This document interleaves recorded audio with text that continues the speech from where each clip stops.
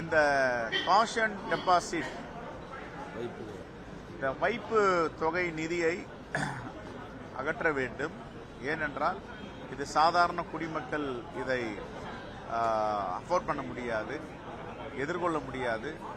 ஜனநாயக ரீதியில் ஜனநாயக கடமையை ஆற்ற வேண்டும் என்றால் ஒரு சிறிய கட்சிகள், சிறிய இயக்கங்கள் ஒரு ஆர்ப்பாட்டத்தையோ ஒரு பொதுக்கூட்டத்தையோ நடத்துகிறார்கள் என்றால் இதை எப்படி அவர்கள் எதிர்கொள்ள முடியும் என்ற கேள்வியை நாங்கள் வைத்திருக்கிறோம். இதை பரிசீலிக்க வேண்டும்.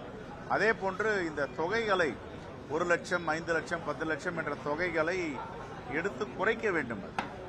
ஏற்கனவே உள்ள நடைமுறை இருக்க வேண்டும். அதே நேரத்தில் இப்படிப்பட்ட natural calamity or public meeting, rallies, road show இப்படி நடக்கும்போது இதற்கு அக்கௌண்டபிலிட்டி பிக்ஸ் பண்ணணும். யார் பொறுப்பேற்பது, அந்த கட்சியை சார்ந்த தலைவர்களா, அமைப்பாளர்களா, யார் பொறுப்பேற்பது என்பதை சொல்லியிருக்கிறோம்.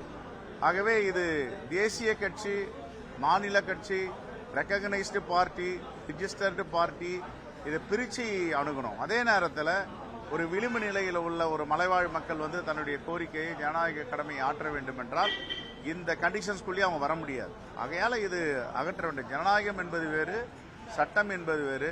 ஜனநாயக ரீதியாக குரல் கொடுக்க வேண்டும் என்று ஒரு சட்டம் இதை சொல்லுகிறது என்று தடுத்து நிறுத்த முடியாது.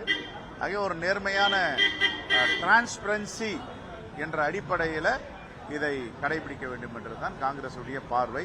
இப்ப தேசிய கட்சி தலைவர்கள் எல்லாம் வருவாங்க டெல்லியிலிருந்து, அவங்க ரோட் ஷோ, பப்ளிக் மீட்டிங் இது மாதிரி பண்ணும்போது இந்த ரெஸ்ட்ரிக்ஷன்லாம் பண்ணும்போது எஸ்பிஜி கவரில் இருக்காங்க தலைவர், குறிப்பாக எங்கள் தலைவர் ராகுல் காந்தி அவர்கள் வருகிறார்னா ரோட் ஷோ போறாங்க. இதுக்கு போயிட்டு தடை விதிக்க முடியும்னா இதுக்கு தடை விதிக்க முடியாது. தேர்தல் காலங்கள் வேறு, சாதாரண காலங்கள் வேறு.